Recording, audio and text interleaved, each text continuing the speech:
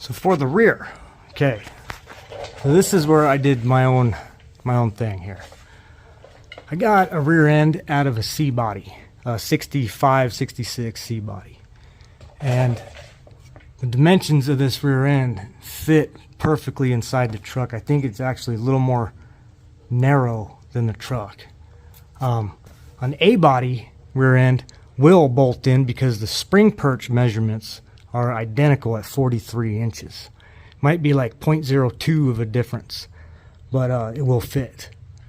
The A body rear end is much narrower, and it would have pulled this particular wheel and tire setup into the spring. So that's why I went with the C body rear end. I chopped the perches off, and I bought new perches. And I set the rear end in place, positioned it, and then set my pinion angle, and then I welded the perch to the housing. So as for the shocks, I used the stock shock plate out of the C body. And up here on this cross member, I did some relief cuts here and here, and then I moved it inward and welded it back in, and that's to get this angle, because you need this angle even with this angle for it to move up and down correctly.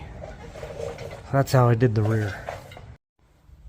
Okay, so I got some questions on how I lowered the D100, and this is the same as lowering a D150 without cutting your spring and losing your spring rate. What I did was I took the van control arm, and I'll post a link about which control arm I used. There's several modifications that you have to do.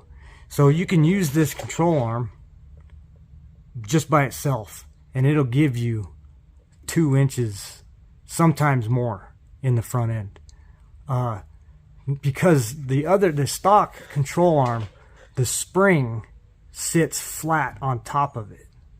On these van control arms, the spring drops down into this pocket here. And I don't know if you can see this. I'm going to grab a flashlight. Okay, so the spring drops down into the pocket. So what I did was I used some coil bucket cans. They're 3/16 thick. And I extended it down 1.25 inches. I'm not the first one to do this. Moon Built Garage, Bill, he's done this already.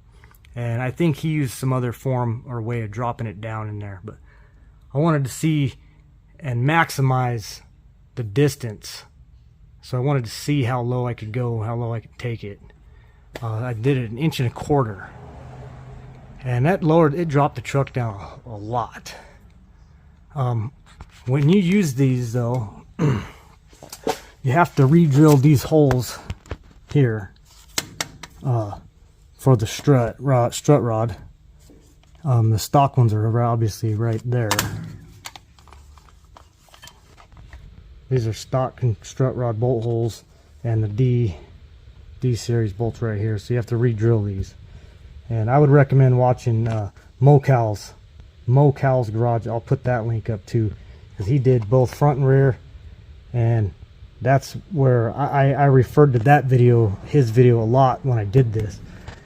And then you have to drill this hole out to accept a larger bolt, which is a 3/4 thread bolt. And that's pretty straightforward. You drill both sides of this pad out, and the bolt slides right in, and you can use the control arm bushing. And that's it. Other than removing the bump stop, because it's right in the way, you have to remove that.